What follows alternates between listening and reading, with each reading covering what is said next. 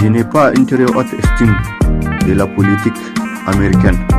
Elle est même très nulle à mes yeux, car les États-Unis d'Amérique symbolisent une mégalomanie sans commune mesure, une condescendance extrêmement décadente, une condescendance extrêmement habile pour envahir et détruire tout sur son passage, une condescendance extrêmement dangereuse à tous ceux qui s'opposent à l'appareil militaire d'un pays dit de la liberté. Je pense aussi que la France est le symbole d'un caprice européen entretenu depuis des siècles par la colonisation, depuis des décennies par le néocolonialisme et depuis plus de 5 années par un jeune pan et inconscient de l'histoire de la France-Afrique.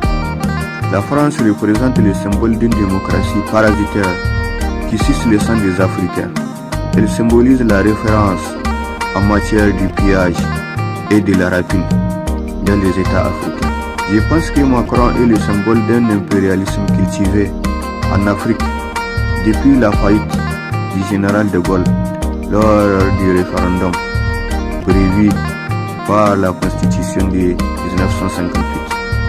Je peux aussi déduire des déclarations critiques et chaotiques de Macron qu'il n'a jamais appris de la bêtise de Sarkozy, ni de la débandade de Chirac, à plus forte raison de l'ingratitude du général de Gaulle juste après la Seconde Guerre mondiale.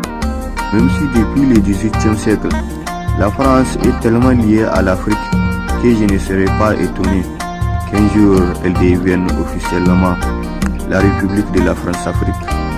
Même si les États-Unis sont tellement illuminés et aliénés par leur constitution, qui est extrêmement condescendante, qui est pleine de grands idéaux, de grandes expressions, et pourtant si pauvre en